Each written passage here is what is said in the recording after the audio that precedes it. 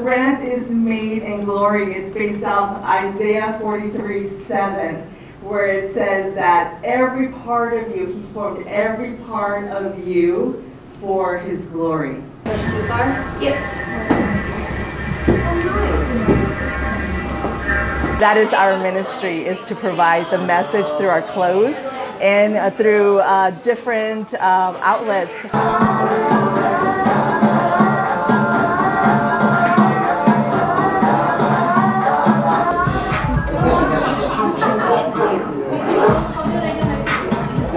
Everything that you've been through makes you in glory, so you get to go to the Father.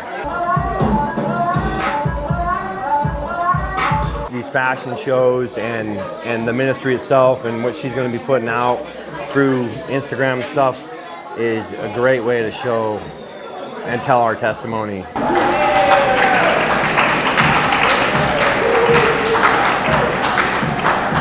The Lord made me exactly the way that I am, and who I am is beautiful, and I need to be that person even more loudly than ever.